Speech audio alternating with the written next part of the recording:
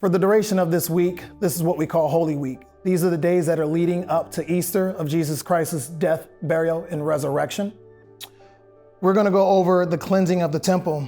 And this is when Jesus entered the temple and drove out all who had sold and bought in the temples. And he overturned the tables of the money changers and the seats of those who sold pigeons. And he had said to them, "It is written, my house shall be called a house of prayer, but you made this a den of robbers." When we look at how churches back then and today, we can also sit here and go, how do we reclaim church? How do we reclaim this personal time we have with God? This may not be something that we're seeing every day in church, but this could be something personal. When you are coming to church, when you're coming to worship, do you have malice in your heart? Do you have strife? Are you angry with somebody? Are you actually coming to God and leaving it all at the altar to worship Him?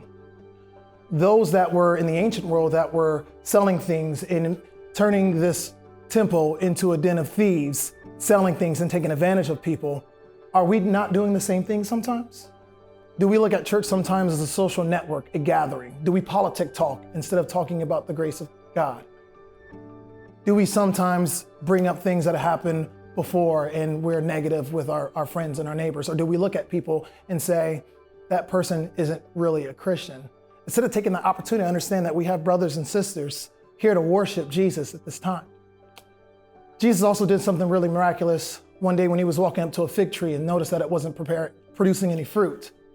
And he looked at this and he said, "No longer will you produce fruit," and it withered away. The disciples were amazed at what happened. How can this be? How can this fig tree wither away?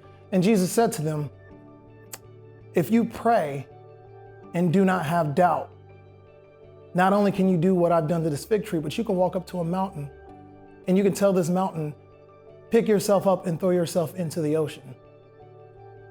That mountain could be anything in our lives. For me personally, dealing with infertility and having to struggle with not having a family, and I continuously prayed and prayed and prayed and prayed. And eventually Jesus took that mountain away from me.